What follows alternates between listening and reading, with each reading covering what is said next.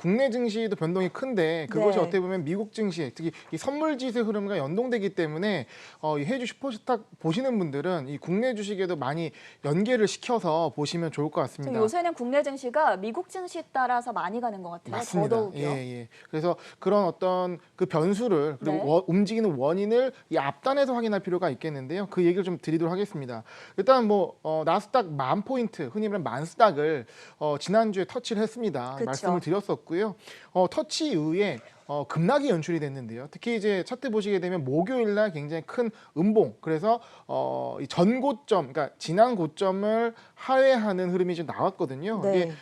여러 가지 원인이 있겠지만 가장 주목했던 부분은 2차 팬데믹에 대한 우려였습니다. 그러니까 확진자 수치가 증가하는 부분들이 좀 나오면서 그 수치가 시장을 좀 자극을 했고 하락을 불러일으킨 상황이 나왔고요. 그리고 가격 분담이 없다고 할 수는 없겠죠. 그리고 이 나스닥 10,000포인트 그리고 테슬라가 $1,000를 돌파한 흔히 말하는 이 마디가라는 고개를 터치하고 나서 또 계속 이어가는 것보다는 한번 쉬어가는 흐름이 나오는 상황이었고요. 그리고 기술적 조정이나 이 차익 실현 매물 그리고 그에 따른 심리적 위축이 같이 발동되면서 굉장히 생각보다 큰 조정이 나왔는데 어떻게 보면 그만큼 지수대가 높았기 때문에 그리고 가격이 위에 있기 때문에 그 하락폭은 크게 느껴졌지만 그 하락이 됐다 하더라도 9,300 그러니까 9,000대의 나스닥 지수는 여전히 높다라고 말씀을 드릴 수 있겠습니다. 그런데 월요일 날 이게 조정이 좀 이어질 것 같다가 월요일 날 연준의 회사채 매입 소식에 급등을 다시 했거든요. 그쵸. 이게 어떻게 보면 연준의 영향을 받는 시장이다라는 얘기를 좀 드려야 되는 것 같은데 사실 그 목요일 날 조정을 받고 판단을 하는 게 이게 추가 하락할 것이냐 아니면 다시 또 랠리를 갈 것이냐 판단은 3일 정도는 봐야 된다고 생각을 했거든요. 네. 사실 그래서 3일 연속 조정이 이어질 것인가? 그렇죠. 흔히 말하는 단기 조정의 시간을 3음봉이 나오게 되면 이거는 네. 일종의 추세에 꺾였다고 볼 수도 있기 때문에 근데 사실 목요일 날 큰 음봉이 나왔고요. 네. 차트 보시게 되면 금요일에 양봉이긴 하지만 사실 꼬리를 길게 만드는 실질적 음봉이라고 봐야 됩니다. 네. 그리고 월요일 역시 9,300 선까지 빠지면서 저점은 내려가는 그림이었거든요. 네. 그러다가 미장 들어서면서 연준이 회사채 매입을 발표하면서 하겠다. 지수가 강하게 끌어올랐습니다. 그래서 네. 양봉으로 전환하면서 시장이 다시 환호하면서 마무리가 됐는데요.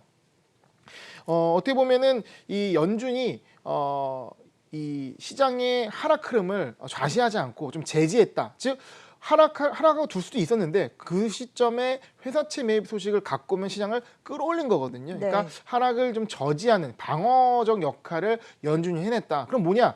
시장이 바뀐 건 없어요. 펀더멘털 좀 바뀐 것도 없고 2차 팬데믹 우려도 그대로인데 여기서 연준이 어떤 행동에 따라서 지수가 올라가는 즉 연준을 위한 연준의 장이다라고 좀 해석을 할 수가 있지 않을까 생각합니다. 사실상 뭐 미국 증시의 대장이 연준이었다 이런 네. 평가들도 이어지고 있던데 트럼프 대통령도 역시나 강세 재료를 제공했죠. 네, 맞습니다. 그래서 어제 같은 경우 만스닥을 재탈환을 했습니다. 네. 장중에 만을 다시 찍었는데요. 그 가장 큰 모멘텀은 뭐냐면 어제는 펀더멘탈 관련된 즉 실적 발표였습니다. 그러니까 아까 말씀하셨던 거죠. 소매 판매 지수가 굉장히 큰 폭으로 개선됐거든요. 그러니까 실업률 서프라이즈 이어서 소매 지표도 굉장히 잘 나왔는데 예상치가 7.7% 정도 상승할 것이다 했는데 무려 17%나 상승을 하면서 서프라이즈한 이 지표로 이 추가적인 상승 모멘텀을 네. 얻다 할 수가 있겠고요. 그리고 트럼프 대통령이 좀 많이 좀 몰려 있는 상황이잖아요. 아무래도 시위도 있고 코로나 그쵸, 악재도 대처도 있고, 미중 미중 갈등도 있고. 네, 좀 위축돼 있는 상황이고 재선을 할 수 있을까 이런 의문이 있는 상황에서 트럼프 대통령의 새로운 카드 즉 1조 달러 규모가 되는 인프라 투자안을 발표할 것이다라는 네. 예상 보도가 나왔습니다. 그래서 이런 것들이 같이 힘을 받으면서 지수가 어떻게 보면은 하락의 위험에서 좀 벗어나면서 상승한 그림이 나왔습니다. 향후 증시는 어떻게 될 거라고 보십니까? 내일 나스닥 지수가 또 10,000포인트를 돌파할 거라고 지금 선물 지수 흐름을 보면은 예상을 할 수가 있겠는데 네. 긍정적으로 보고 계신가요? 어렵습니다. 지금 시점에서 이 시장 자체가 추가적으로 계속 랠리가 이어질 것이냐 아니면 조정이 크게 올 것이냐라는 두 가지 예상보다는 오히려 지금 어떻게 보면 변동성이 확대된 상황에서 네. 어떻게 보면 그 박스권, 넓어진 박스권 안에서 움직일 가능성이 높다라고 생각을 하고요. 그러면 즉 이 변동성 장세에 대한 대비가 좀 필요하지 않나 생각을 합니다. 그래서 왜 이런 근거를 말씀드리냐면 네. 일단은 시장은 한번 충격을 받았죠. 하방이 열려 있습니다. 아, 저 밑까지는 빠질 수 있겠구나. 네. 그리고 저 밑에 또 다음 자리가 있겠구나라는 바닥을 본 거죠. 계속 위만 보다가 바닥을 그쵸. 확인하게 된 거고. 한 번 큰 폭으로 조정을 받았었으니까. 네, 그러면 어떤 안 좋은 소식이 나면 뭐 자라보고 놀란가 속도가 뭐 놀라는 것처럼 네. 또 한번 조정이 나올 수 있는데 그때 뭐가 나타나냐? 또 연준이 나타날 겁니다. 왜냐? 연준은 아직 쓸 카드가 많이 남아 있는 그래요? 것이 확인돼 있기 때문에 그러면 시장의 조정이 움직이 나오면 네. 연준을 쳐다보고 연준은 또 멘트를 쳐주고 또 거기에 트럼프 대통령도 한번 쳐다봐주고. 예, 트럼프 대통령도 또 나설 가능성이 매우 높겠죠. 그쵸. 그러면 시장이 바뀐 것은 없지만 어떤 안 좋은 뭐 어떤 모멘텀이나 네. 이슈가 나왔을 때 조정이 갈 수도 있고요. 그런 상황에서는 연준이나 트럼프 대통령의 어떤 이 뭐 구두 개입이나 어떤 정책적인 제스처를 통해서 증시 다시 한번 올라가는 그런 좀 변동성이 큰 흐름이 향후 이어질 것이다. 그래서 네. 그냥 위로 가거나 아니 아래로 빠지는 것보다는 어느 정도 9천선, 그러니까 나스닥 기준이죠. 9천선의 밴드를 갖고 9천에서 만 정도 밴드를 갖고 좀 보시는 것이 지금 상황에서는 가장 유효한 전략이 아닌가 생각을 해봅니다. 그래서 오늘은 이 변동성 장세에 대응할 수 있는 전략을 투자 아이디어를 갖고 오셨다고 하셨는데 네. 방금 나스닥 밴드라고 말씀을 해주셨잖아요. 네. 그에 대비해서 저희가 어떤 투자 전략들 세워보면 좋을까요? 네, 오늘은 어떤 해외 주식 종목보다는 네.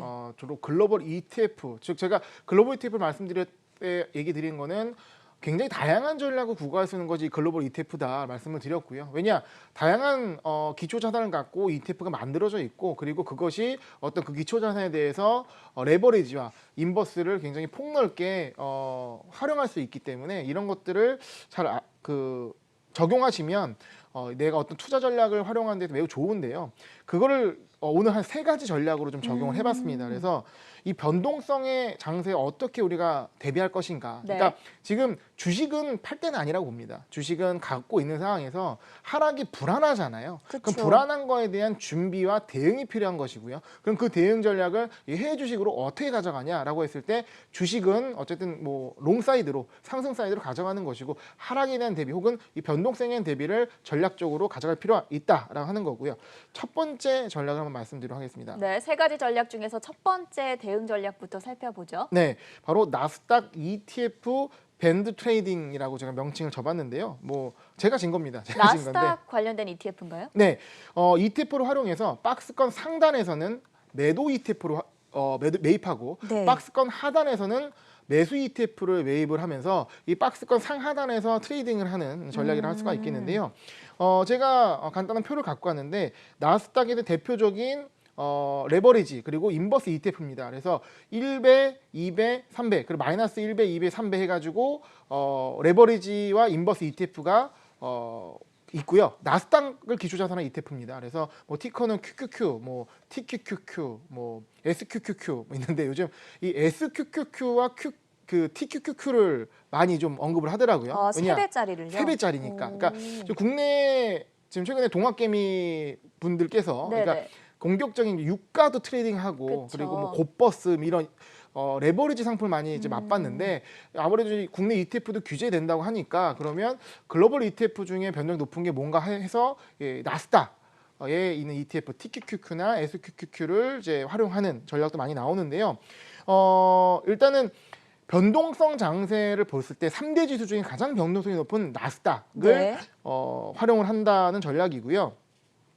이 글로벌 ETF는 위로 3배, 아래는 3배까지 활용이 가능하고 특히 거래량을 보시게 되면 플러스 1배, 즉 QQQ와 그리고 마이너스 3배, 그 SQQQ가 거래량이 굉장히 활발합니다. 그래서 이런 ETF를 활용해서 할 수가 있고 저는 지금 상황에서 차트를 분석하는 가운데 9,300, 그러니까 최근 저점이거든요. 그래서 네. 9,300 그리고 위로는 1,100 정도, 요 정도의 넓은 밴드 구간을 두고 이 9,300 부근에서는 이 매수 ETF를 활용을 하고 만에서 1,100 요 라인에서는 매도 ETF를 활용해서 트레이딩을 한다면 이 변동성 장세에서 수익을 올릴 수 있는 전략이 가능하다라고 좀 제안을 드리려고 합니다. 근데 3배짜리는 들어가기에 좀 위험 부담이 있지 않습니까? 네, 그렇죠. 그래서 이거는 내가 레버리지 얼마나 감당하느냐의 차이인데 그렇기 때문에 ETF나 특히 이런 레버리지 ETF를 처음 하시는 같은 경우는 여기에 그 1배짜리 인버스와 ETF가 있기 때문에 네, 이런 ETF를 그쵸. 활용하셔서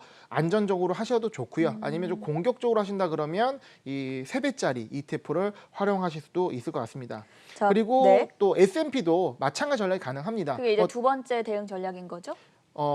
밴드 ETF 트레이딩 전략의 첫 나스닥으로 번째. 메인인데 네. S&P를 하고 싶다 하시는 분들. 그러니까 오. S&P가 어떻게 보면 가장 또 기준이 되는 거고 최근은 그쵸. 나스닥과 S&P가 좀 따로 노는 경향도 있거든요. 나스닥은 변동성이 많았죠. 많이 올라갔다가 많이 떨어졌다가 네. 이랬고요. 그리고 아무래도 테크주 위주이기 때문에 테크와 관련이 좀 덜한 이미 이름 흔히 말하는 컨텍 관련주들 같은 경우, 그러니까 보잉 같은 네. 종목이 움직이는 은행주가 움직일 때는 S&P가 크게 움직이거든요. 그쵸. 그래서 그런 쪽으로 내가 좀 거래하고 싶다 그러면 S&P도 마찬가지로 아래로 3배, 위로 3배까지 ETF, 인버스, 레버리지 ETF가 있기 때문에 마찬가지 활용이 가능하시고요. 이것도 역시 거래량이 중요합니다. 그래서 S&P 같은 경우는 스파이더라고 해가지고 SPY라는 상품 코드를 가진 이 ETF가 굉장히 유명하죠. 그래서 이거를 거래하거나 아니면 디렉시온 운영사에서 나온 SPXS, 그러니까 인버스 3배짜리 S&P ETF가 있습니다. 네. 이런 것들을 활용하시게 되면 거래량도 굉장히 많고 투자 전략으로 활용하실 수가 있을 것 같습니다. 자, 지금 변동성 장세에서 대응할 수 있는 전략들, 나스닥 ETF 밴드 전략과 그리고 S&P 500 ETF 밴드 대응 전략에 대해서 알아봤고요. 두 번째 변동성 장세에서는 안전자산을 활용해서 대응을 한다라고 지금 소개가 되어 있는데 어떤 전략입니까? 네, 일반적으로 투자를 하신다고 한다면 우리가 주식을 많이 갖고 있기 마련이잖아요. 그러니까 주식 같은 경우는 시장의 상승에 내가 이미 투자를 하고 있는 거기 때문에 보통 이런 경우 내가 하락에 대한 대비를 할 때 현금 보유 비중을 조절하거나 아니면 인버스 ETF를 통해서 하락을 대비합니다. 근데 그것이 아니라 이 시장이 하락할 때 상승하는 자산, 즉 안전 자산에 투자하게 되면 시장 하락에 대해서 인버스가 아닌 상황에서도 대비가 가능하거든요. 그래서 이 대표적인 4대 안전자산이라 불리는 금, 국채, 달러, 엔화의 투자를 통해서 이 지수 하락을 방어할 수가 있다로 말씀드리겠습니다. 그래서 대표적인 상품으로 제가 티커를 가져왔는데 금은 네. 이제 GLD 그리고 금강 관련 기업인 GDX가 대표적이고요. 국채는 이제 TLT와 TMF가 있는데 TLT는 이제 국채 매수 1배짜리 ETF고요. TMF 같은 경우는 국채 매수 3배짜리 ETF입니다. 그러니까 국채 같은 경우는 변동성 자체가 다른 상품에서 적기 때문에 레버리지 3배짜리 ETF도 상당히 거래가 많은 상황이고요. 그렇게 가격의 변화가 크지는 않습니다. 예. 그리고 달러 같은 경우는 UUP라는 달러 인덱스 ETF인 것도 활용할 수가 있고요. 네. 엔화 같은 경우는 FXY라는 ETF가 있습니다. 엔화 ETF가 있는데 전반적으로 봤을 때 국채는 변동성이 좀 작고 이 통화 상품 같은 경우, 즉 달러와 엔화 같은 경우는 상대적으로 거래량이 적기 때문에 저는 안전자산 투자라고 했을 때는 금 쪽이 좀 더 좋지 않나 생각을 하거든요. 이 그래서 4대 안전자산 중에서는 그래도 금 ETF가 가장 좀 유효하다 이런 말씀이신 건가요? 예, 안전자산으로 그리고 특히 ETF로 활용하기에는 GLD나 GDX에 대한 관심이 더 네. 좋을 것 같고요. 제가 이 GLD의 차트를 좀 갖고 와봤는데 이거는 실제 금 현물을 기초 자산으로 한 ETF입니다. 그래서 최근 뭐 금 가격 자체가 올랐기 때문에 네. 이 GLD 가격도 동반해서 상승하고 있는 상황이고요. 어떻게 보면은 최근에 뭐 연준이 이 금 가격 자체가 최근 그 온스당 1,200달러에서 1,700까지 상승하는 흐름을 타고 있는 상황이기도 하고요. 그리고 최근 이 연준을 비롯해서 각국 중앙은행들이 많은 그 돈을 풀고 있지 않습니까? 돈을 많이 풀게 되면 아무래도 인플레이션이 발생하게 되고 인플레이션 해지 수단으로 이 금 같은 실물 자산이 네. 또 투자 쪽으로서 각광받고 있기 때문에 안전자산 성격으로 올라가는 부분 그리고 향후 인플레이션에 대한 우려로 인플레이션 해지 수단으로 상승하는 부분 이런 걸 종합적으로 고려했을 때 금에 대한 지금 이미 좀 상승 흐름이 추세도 있지만 좀 추가적으로 상승할 수 있다는 관점 그리고 하락을 방어하는 관점에서 금에 대한 ETF 투자도 중요하지 않나 관심을 가질 필요가 있지 않나 생각을 해봅니다. 변동성 장세에 대응하는 전략 두 번째로는 4대 안전자산을 활용한 ETF, 그중에서도 특히 금과 관련된 GLD라든지 GDX에 관련된 ETF를 좀 더 구체적으로 살펴주셨고요. 세 번째 대응 전략은 무엇입니까? 네, 세 번째 전략은 조금 마음을 단단히 먹고 들으셔야 됩니다. 이거는 조금 뭐랄까요? 좀 위험해 보일 수도 있는 종목인데, 네. 그러니까 사실 뭐 종목이 위험한 건 없습니다. 그러니까 사람이 이걸 잘못 활용하는 부분인 건데, 이 공포지수 빅스 관련 ETF입니다. 아, 빅스 지수요. 네, 그러니까 빅스 지수 많이 들어보셨을 그쵸. 겁니다. 특히 하락 시에는 많이 언급이 되는 지수고요. 네. 지금 이런 하락장에서는 이 빅스 지수, 내가 거래하지 않더라도 관심을 가져야 되는 지표입니다. 그러니까 시장이 얼마나 심리적으로 위축되어 있는지, 그리고 얼마나 시장이 급변동하는지를 확인할 수 있는 지표인데, 이게 실제 뭐냐면 S&P 옵션의 변동성을 기초자산으로 가지고 만든 지수거든요. 네. 그래서 일반적으로 시장이 급락할 때 이 변동성 지수가 급등하는 성향을 갖고 있기 때문에 우리는 이 공포 지수라고 부르게 됩니다. 그래서 이 이 빅스 지수를 기초 자산으로 한 ETF가 있기 때문에 이 ETF를 활용하게 되면 특히 하락장에서 굉장히 효율적인 해지 수단으로 활용할 수가 있거든요. 그래서 지금 보시게 되면 세 가지 ETF를 갖고 왔는데, 빅스 지수를 한 배를 추종하는 VXX라는 ETF가 있고요. 이걸 두 배 추종하는 TVX라고 불리는 TVXI라는 ETF도 있습니다. 그리고 빅스 지수가 하락하면 상승을 하는 SVXY라는 네. ETF도 있는데요. 이거를 좀 활용할 수가 있으십니다. 그래서 제가 차트를 하나 갖고 왔는데, 이 빅스가 얼마나 이 좀 효율적으로 해지가 가능한지 보여주는 차트인데요. 이게 빅스 지수를 두 배 추종하는 TVXI, TVX의 차트 모습입니다. 네. 중앙에 있는 굉장히 솟아오른 저 캔들 모습이 언제냐면, 최근 코로나 쇼크로 인해서 시장이 급락했을 때, 예, 그 TVX의 차트 모습이거든요. 이 100달러 하던 TVX 가격이 1000달러까지 급등을 했습니다. 단기간에. 예, 그래서 이것을 갖고 있었으면 하락 시에 굉장히 방어가 잘 됐겠죠. 네. 마찬가지로 최근 목요일에 급락을 했지 않습니까? 네. 나스닥 급락을 했는데, 그때 이 TVX가 하루 만에 65%가 상승합니다. 너무 무서운 거 아니에요? 네, 그만큼 적은 금액으로 네. 하락에 대한 방어를 할 수가 있는 것이고, 그러니까 지금 TVX 가격이 낮다는 거는 그만큼 변동성이 없고 주가가 상승 랠리를 이어갔기 때문에 그러니까 빅스 가격이 떨어져 있는 상황이거든요. 네. 그러다 갑작스럽게 시장이 깜짝이야 하면서 급변을 하게 되면 이 빅스 가격이 튀는 겁니다. 그래서 지금 변동성이 좀 유지될 것 같다, 변동성이 높아질 거라고 생각을 한다면, 이 빅스 지금 절대 가격 자체가 높지는 않기 때문에 지금 급등했다 다시 좀 내려오는 그림이거든요. 네. 그래서 변동성에 대한 우려, 시장이 급락할 것에 대한 우려를 하신 분 같은 경우는 그거에 대한 해지 비용을 이 TVX 같은 빅스 관련 ETF를 활용해서 방어를 할 수 있다. 그러니까 이거를 뭐 투기적으로 활용하시는 게 아니라, 내가 주식을 보유하고 있는 상황에서 주식을 팔지 않고 이 주식이 하락할 것을 어떻게 방어할 것인가, 네. 어떻게 대비하고 맘 편하게 잘 수 있을 것인가, 이런 관점을 접근하신다면 좋은 투자 수단으로 활용할 수 있는 것이고요. 내가 현금 보유를 10% 한다라고 네. 했을 때 그 10%를 할 필요 없이 한 5%만 해놓고 5% 중에 일부를 이 빅스 ETF를 들어간다면 똑같은 그 이상의 효과를 얻을 수 있다라고도 말씀을 드리겠습니다. 오늘 그러니까 변동성 장세에 대응할 수 있는 투자 전략 세 가지를 조언을 해주셨는데, 저희가 투자할 때 유의할 점들은 어떤 게 있을까요? 네, 중요한 질문이신데요. 네. 특히 이 빅스 관련돼서는 뭐 마지막 분야. 예, 네. 빅스 관련해서는 미리 말씀드렸지만, 이거는 장기로 투자할 상품은 아닙니다. 왜냐하면 우리 말하는 빅스 지수가 있고요. 네. 근데 이 ETF를 만들기 위해선 빅스 선물 지수 갖고 만듭니다. 그래서 기초 자산이 빅스가 아니라 빅스 선물인 거예요. 근데 선물 같은 경우는 만기가 있기 때문에 이 ETF를 운용하기 위해서는 롤오버를 해야 되는 것이고, 그러면 그 롤오버 비용이 이 ETF에 녹아 있기 때문에 장기로 끌고 간다 그러면 빅스 대비 이 ETF 가격이 하락하는 그림이 나오기 때문에 단기적으로 활용하시는 게 적합하지 않나 생각을 합니다. 확실히 좀 마음이 단단한 분이시거나 전문가 분들이 하시기에 좀 좋은 전략이 아닐까 싶은데, 네. 저희는 사실 해외 주식 좀 초보자 입장에서 보는 프로그램이잖아요. 네.